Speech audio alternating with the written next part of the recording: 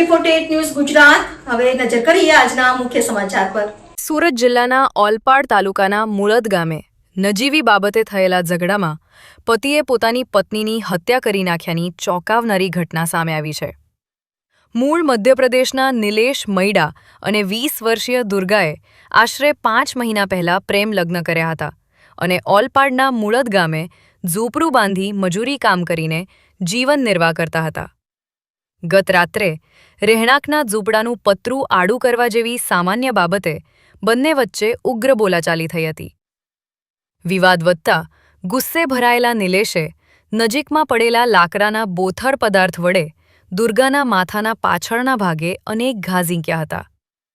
ગંભીર ઈજાઓના કારણે દુર્ગાનું ઘટના સ્થળે જ મોત નીપજ્યું હતું।